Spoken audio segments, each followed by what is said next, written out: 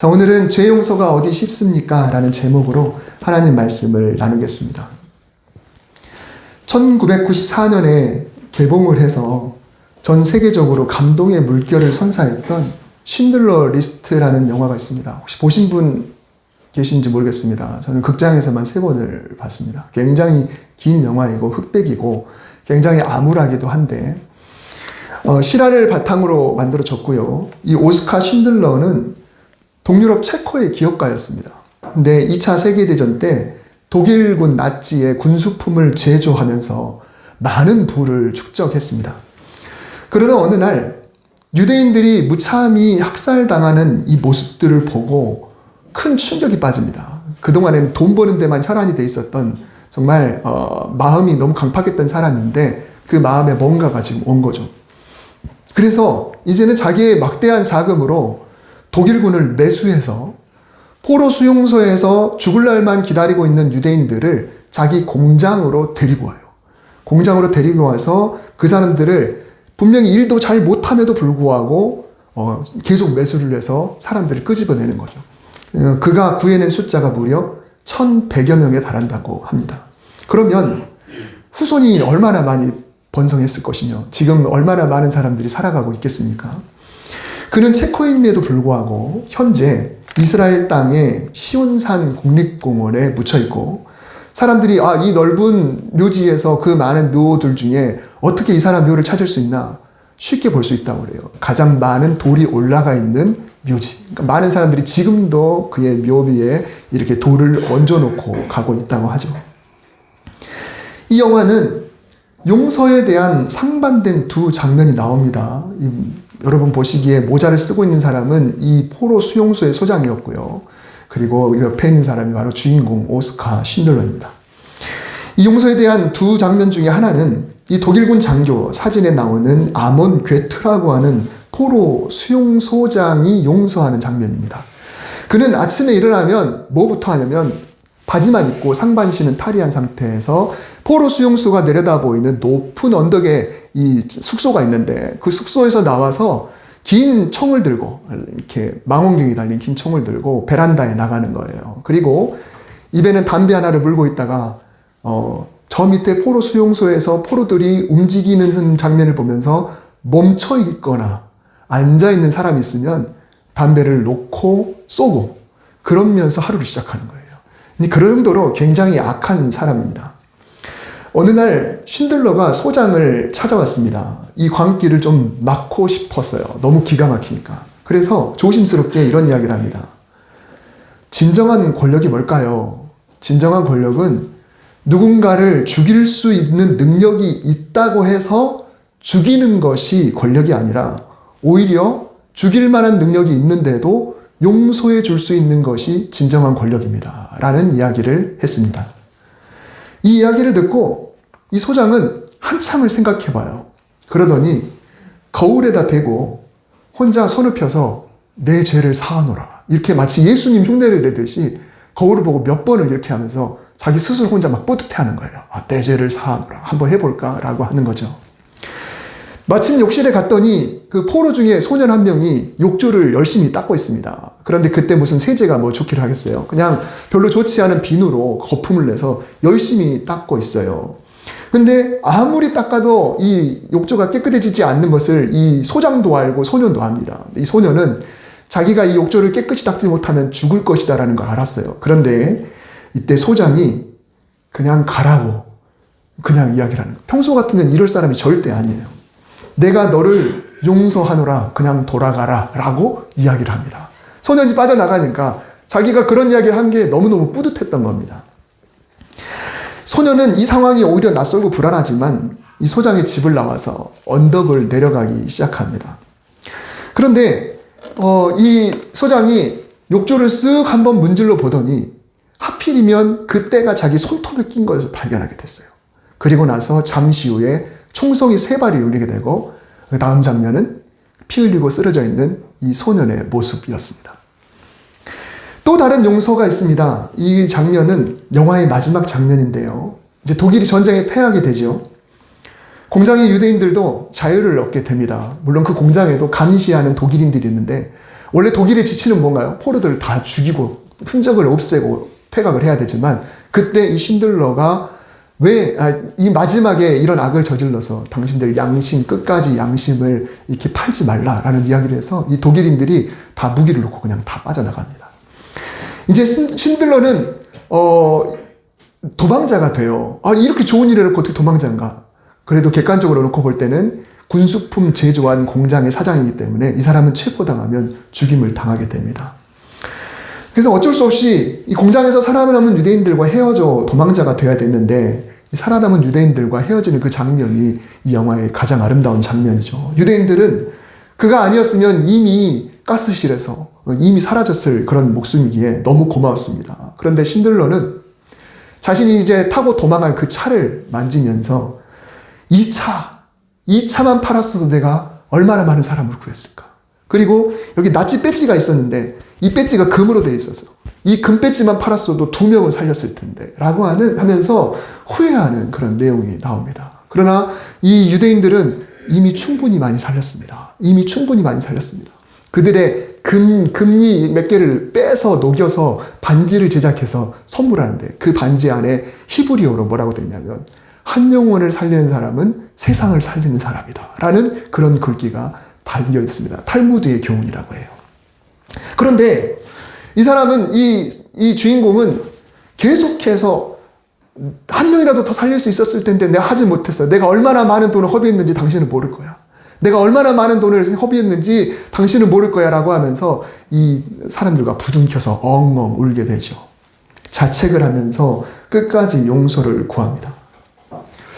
여러분, 우리는 경험을 통해서 용서가 말처럼 쉽지 않다라는 것을 너무 잘 알고 있습니다. 때로는 내가 누군가를 용서했노라 라고 이미 선언했으면서도 과거를 떠올릴 때마다 자꾸자꾸 화가 치밀어 오르곤 하죠. 이미 용서했다고 하지만 결국 그 응어리가 어딘가 쌓여 있다가 결정적인 순간에 터져버리는, 그래서 무너져버리는 나를 발견하게 됩니다. 나는 이미 용서한 줄 알았는데 그게 쉽지가 않더라는 거죠. 그런데 더 어려운 용서가 뭐냐면 바로 나 자신에 대한 용서입니다. 오늘 이 주인공은 주변 사람들은 다 충분히 했다고 했지만 마지막까지 응어리를 해결하지 못해요. 내가 더 할 수 있었는데, 나는 나쁜 사람이었어. 난 나쁜 사람이었어. 내가 더 할 수 있었는데, 한 명이라도 더 구할 수 있었는데 끝까지 그렇게 부둥켜 안고 눈물을 흘리는 모습을 보게 됩니다. 상대방은 나를 용서했다고 완전히 잊었노라고 말했음에도 불구하고 내가 내 자신을 용서하지 못해서 계속 아파하는 경우도 있습니다. 우리는 그런 경험들을 하면서 살아가요.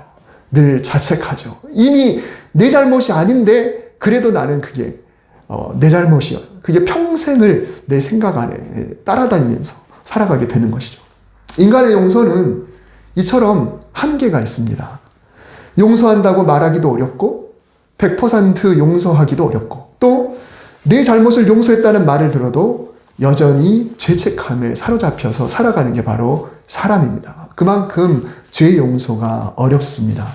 죄 용서는 어떤 구원에 이르게 하는 죄의 그런 이야기보다도 이 땅을 살아가면서 이 용서라는 자체는 우리 삶을 정상적으로 살아가게 하는데 필수적인 것임에도 불구하고 그게 너무 어려운 인생을 우리가 살아가고 있는 것이죠. 오늘 본문 5절에서 예수님께서는 중풍병자에게 이렇게 말씀하셨습니다. 소자야 내 죄사함을 받았느니라. 이 죄사함의 선언은 인간 예수가 말하는 것이 아니고 절대자이시면서 하나님과 동등된 그런 분이, 그분의 입에서 나온 말씀입니다. 중풍이 무슨 질병인가요? 오늘날로 말하면은 뇌출혈 혹은 뇌경색을 말하죠. 뇌혈관이 막혔거나 혹은 터져서 신체의 일부 또는 온 몸이 마비가 되어 있는 그런 상태가 바로 이 중풍병입니다. 그래서 본인 스스로는 움직이지 못하기 때문에 누군가의 도움이 있어야 이동하는데 하필 예수님의 소문이 너무 많이 퍼져 있기 때문에 이 가버나움의 한 집에 계신 예수님께 이 중풍병자가 다가갈 수가 없어요. 다행히 그 사람들에게는 그 중풍병자에게 4명의 좋은 친구들이 있어서, 물론 친구라고는 안 나왔지만 4명의 지인이 있어서 그들이 이걸 싣고 와서 이 건물 위로 올라가서 지붕을 뜯고 예수님께 그 중풍병자를 밑으로 내려보내죠. 이 천정을 뜯는 게 어떻게 가능할까요? 예수님 당시에 이스라엘 집들은 흙으로 벽돌을 만들어서 벽이 아주 튼튼합니다. 하지만 천정은 그렇지가 않아요. 지금 이게 현재 이렇게 발굴한 그런 장면인데요. 벽은 벽돌로 되어 있지만 천정은 이렇게 나무를 댄 다음에 그 위에다가 또 단단한 가지들을 더 치고 그 위에다가 진흙을 얹는 그런 구조거든요. 그러니 뭐 이런 식으로 오늘날 이런 식으로 되어 있으니까 그 위를 이렇게 물 좀 적셔가지고 진흙을 좀 이렇게 부들부들하게 한 다음에 그걸 뜯어내는 게 가능했던 거죠. 그렇게 해서 이제 밑으로 내렸습니다. 근데 예수님께서 병을 치료해 주시는데 5절에 보면 예수님께서는 그들의 믿음을 보시고 반응을 하셨습니다. 그들의 믿음을 보시고 이 4사람의 믿음을 보시고 반응을 하셨어요. 예수님께서는 보통 누군가를 치료할 때 환자 당사자의 믿음을 확인하셨죠. 거의 대부분 그러셨습니다. 당사자의 본인의 믿음을 확인하셨어요. 그래서 내 믿음이 중요한 것이 사실입니다. 그러나 혹 예수님께서 당사자의 의지로 고백할 수 없을 때 그런 경우 어떻게 하시나요? 귀신 들렸을 때 너무 아플 거예요. 심지어는 죽은 사람 있을 때도 그 부모를 보고 그 가족을 보고 그 가족의 믿음에 따라서 기적을 행해 주신 그런 모습도 보게 됩니다. 여러분, 이 놀라운 사실은요, 오늘 주제하고는 조금 곁길이긴 하지만 우리에게 큰 희망이 됩니다. 뭐냐면 내가 누군가를 위해서 기도할 근거가 된다는 거예요. 때로는 가족이나 가까운 이들 중에 신앙이 없거나 또는 신앙을 잃어버렸다고 생각되는 이들이 있을 수가 있습니다. 교회 안에서도 그런 성도가 있기도 하죠. 신앙생활 멀쩡히 잘하시다가 어느 순간부터 아예 나오지 않는 거예요. 그러면 우리는 그들을 위해서 기도를 해야 돼요.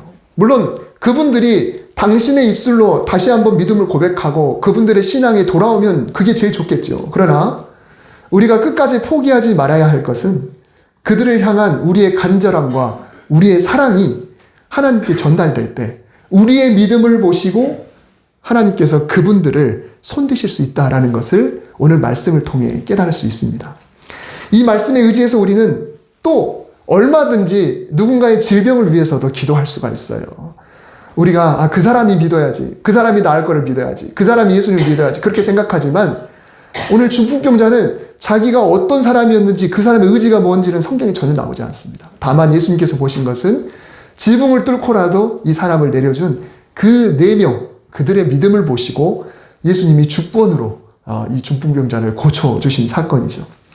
그래서 우리는 누군가의 병을 고쳐주시기를, 누군가의 영혼의 평안을 찾기를, 하나님의 복과 은혜가 임하기를 기도할 수 있습니다. 그러니 끝까지 포기하지 마시고 계속해서 기도해 나가실 수 있기를 바랍니다.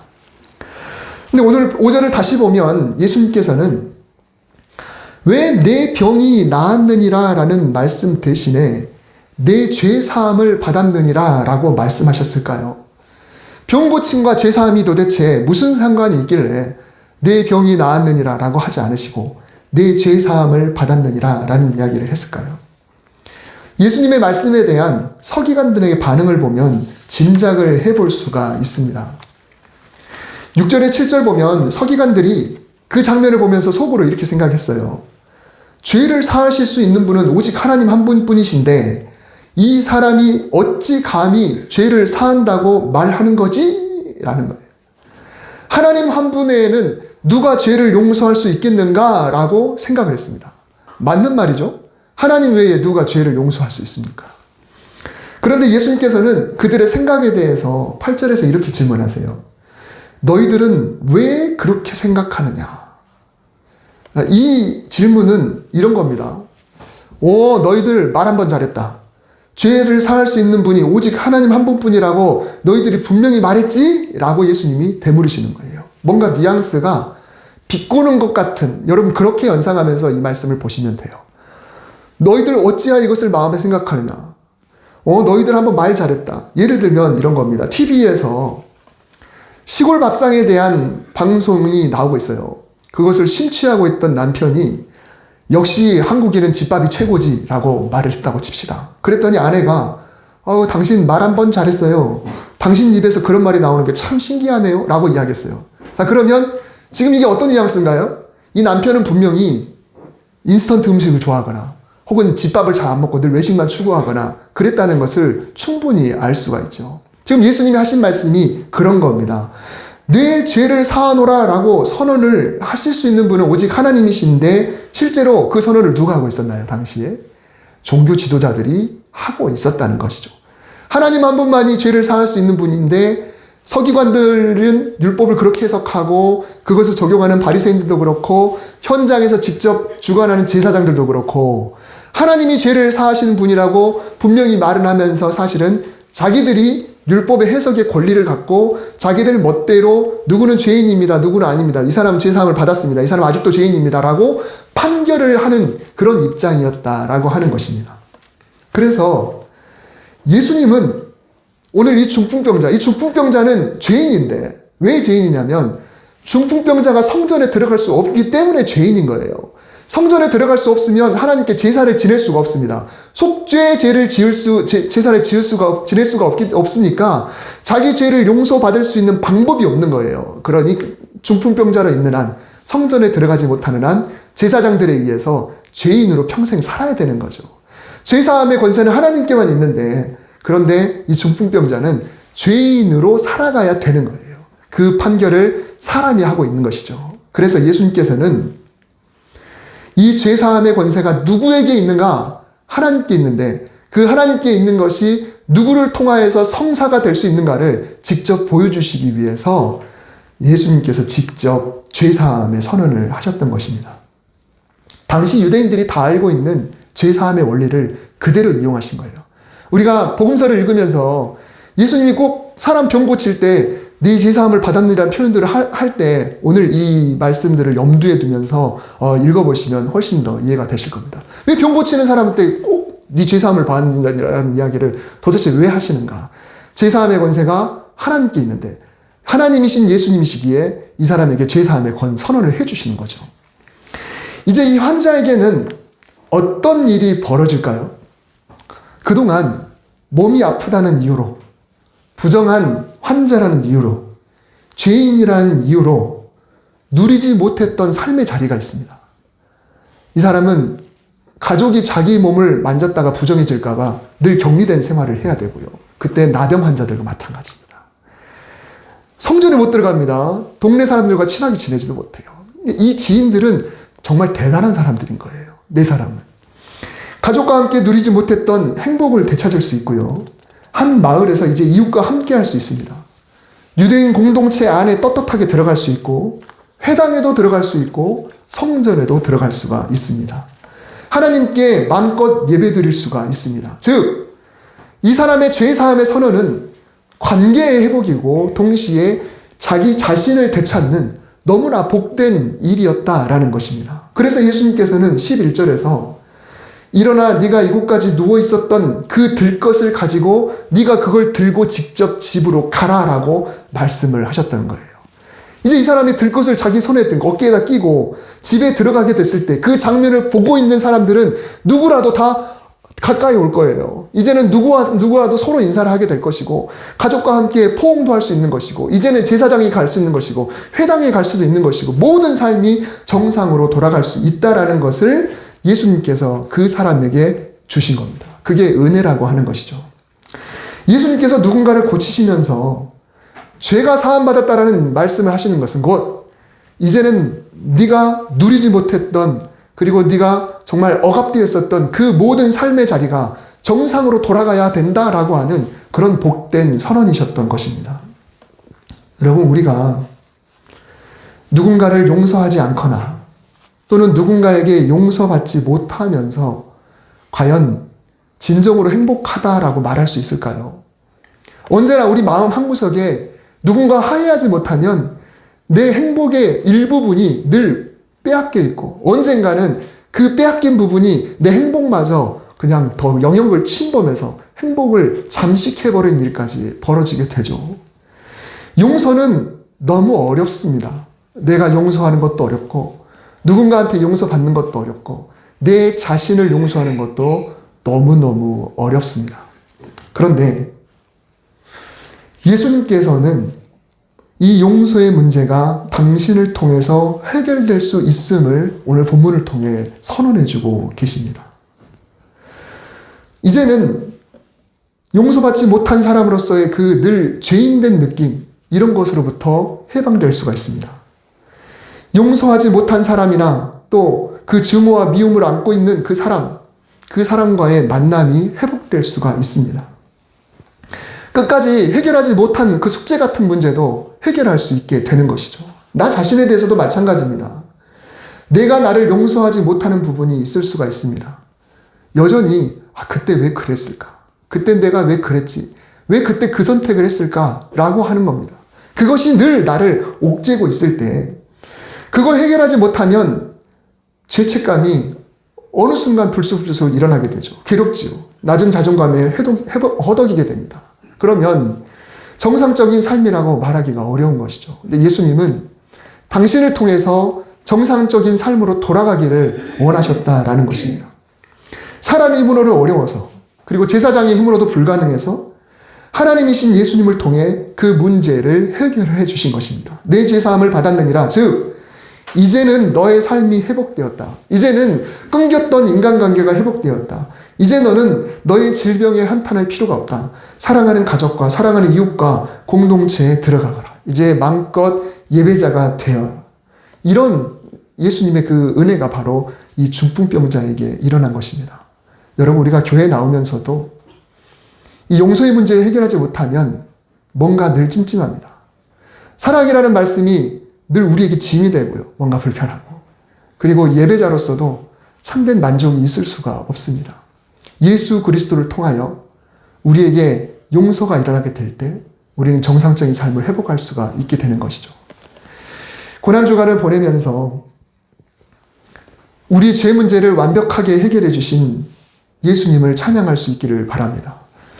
내가 내 스스로를 용서하지 못하고 있는데 이것을 우리가 예수님 앞에 내어놓을 때 주님은 완벽하게 용서해 주십니다. 그러면 내 기억 속에는 있다 할지라도 그 부분을 완전히 털어버리는 그런 은혜가 우리에게 있어야 합니다.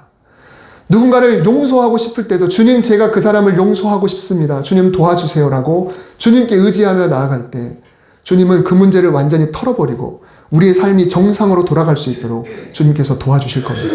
그것이 사람의 힘으로는 절대로 어렵습니다. 그러나 주님의 능력으로는 가능합니다. 우리 안에, 우리 인간관계 속에 또 나 자신에 대한 용서가 정말 주님의 보혈의 권능으로 일어날 수 있게 되기를 주님의 이름으로 축복합니다. 주님은 우리의 모든 문제를 해결하셨고 주님이 우리의 죄를 다 용서하셨기에 우리가 연약하고 힘들고 내 힘으로는 어렵지만 어떻게든지 십자가 바라보며 누군가를 용서하고 또 나 자신을 용서할 수 있는 그런 복된 저와 여러분 될 수 있기를 주님의 이름으로 축복합니다. 기도하겠습니다. 하나님, 정말 죄 용서를 생각해 보면 너무 어렵네요. 누군가를 용서하기도 어렵고 용서받기도 어렵고 내 자신을 용서하는 것조차 절대로 쉽지가 않음을 우리가 다시 한번 고백하면서 그 죄를 주님이 십자가에서 단번에 다 해결하셨다니 얼마나 감사한지 새삼 느낍니다. 주님, 우리 힘으로 할 수 없사오니 십자가의 능력을 힘입어 우리 삶 가운데 용서가 일어나게 하시고 그리고 온전한 삶의 회복이 일어날 수 있도록 주여 인도하여 주시옵소서. 가족 간의 관계가 회복되게 하시옵소서. 친척 간의 관계, 이웃과의 관계, 또 우리 성도들과의 관계가 깨어졌던 모든 관계가 하나가 되게 하신 그 하나님의 능력으로 인해 회복될 수 있도록 주님 함께하여 주시옵소서. 예수님의 이름으로 기도드립니다. 아멘.